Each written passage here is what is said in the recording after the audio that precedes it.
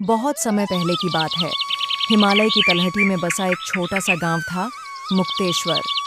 इस गांव में एक गरीब लकड़हारा रहता था, रघुनाथ। उसका एक ही बेटा था, राजू, जो अभी सिर्फ 10 साल का था। रघुनाथ की पत्नी सीमा कई साल पहले बीमार होकर चल बसी थी।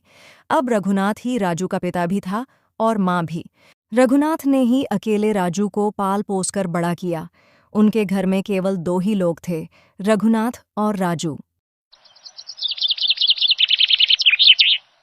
रघुनाथ हर दिन जंगल जाता, लकड़ियां काटता और उन्हें बाजार में बेचकर जो भी पैसे मिलते, उसी से दोनों का गुजारा होता। लेकिन कई बार कई दिनों तक कुछ भी न बिकता। रघुनाथ एक दिन बाजार में लकड़ी बेचकर घर लौटा। उसने अपने बेटे राजू से कहा, बेटा, अब कुछ ज्यादा लकड़ी काटनी पड़ेगी। घर में अनाज खत्म हो गया है। ठीक है पिताजी, मैं भी चलूंगा आपके साथ। मैं आपकी मदद करूंगा। आप इतनी लकड़ियां अकेले कैसे काटोगे? रघुनाथ हंसते हुए। नहीं बेटा, अभी तू छोटा है। तेरा काम है पढ़ाई करना और खेलना। जंगल बहुत खतरनाक होता है।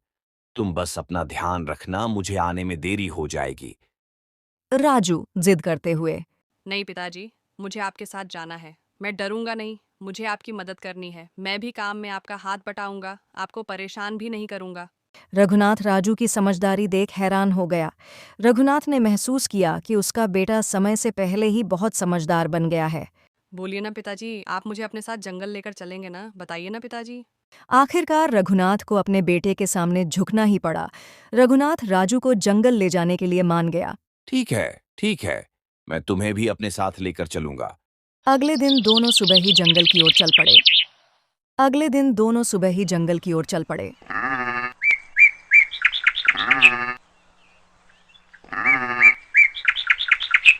दोनों जंगल पहुंचे। जंगल गहरा और घना था।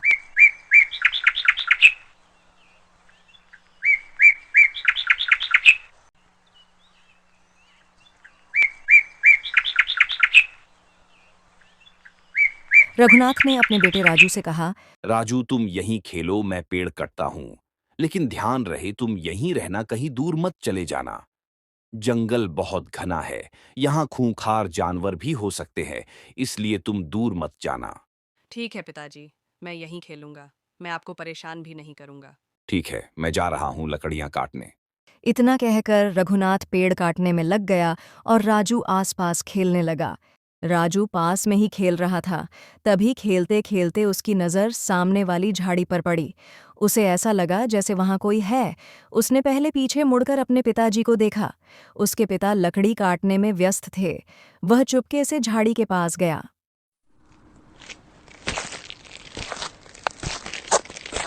राजू जब झाड़ी के पास पहुंचा तो हैरान हो गया। वहां झाड़ी के पीछे एक हिरण सो रहा था। राजू उसको देखकर मुस्कुरा रहा था। तभी अचानक से हिरण जाग गया। लेकिन हिरण बिल्कुल भी नहीं डरा। यह देख राजू मन में सोचने लगा। अरे, ये हिरण मुझे देखकर भागा क्यों नहीं? न ही मुझे देखकर डरा ये। तभी हिरण बोला। राजू, तुम यहाँ अकेले क्या कर रहे हो? राजू हैरानी से। हे भगवान, ऐसा हिरण तो मैंने कभी नहीं देखा। डरो मत राजू, मैं तुम्हें नुकसान नहीं पहुंचाऊंगा।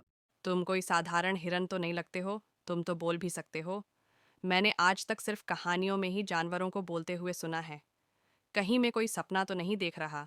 हिरण मुस्कुराते हुए। हाँ, मैं एक जादुई हिरण हूँ और मैं तुम्हारी मदद करने आया हूँ।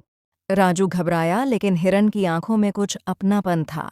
राजू हिरण से कुछ पूछना चाहता था। तभी रघुनाथ की आवाज आई। राजू, कहाँ हो बेटा? राजू पीछे मुड़ा ही था कि हिरण गायब हो गया था।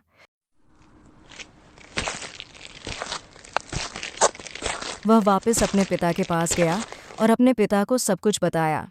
राजू की बात सुन रघुनाथ हंस पड़ा। वह हंसते हुए बोला। बेटा, तू भी ना। तूने कोई सपना देखा होगा। चलो जल्दी करो, घर भी जाना है। काफी समय हो गया है। इतना कहकर रघुनाथ ने लकड़ियां उठाई और घर की ओर चल पड़े।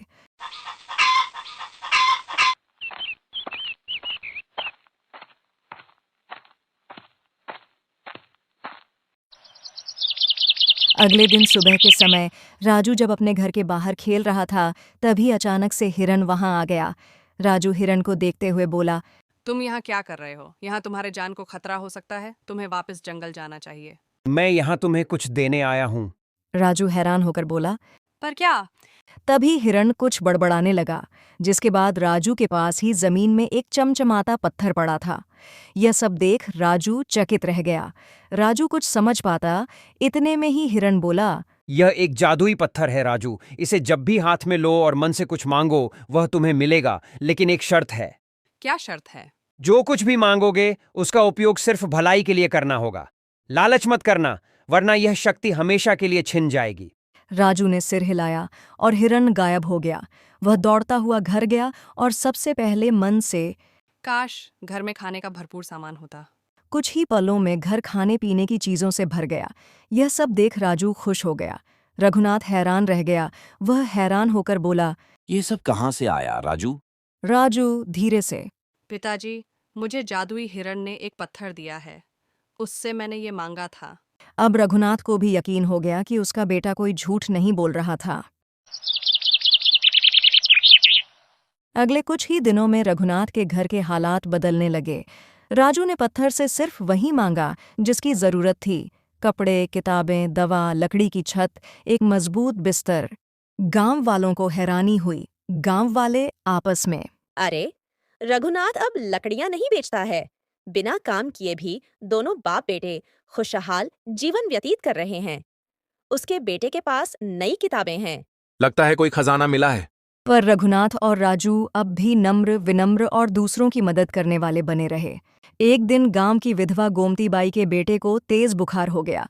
उसके पास दवा के पैसे नहीं थे। राजू ने फिर से पत्थर से कहा, राजू मन में, भगवान गोमती बाई के बेटे को ठीक कर दो, उन्हें दवा मिल जाए।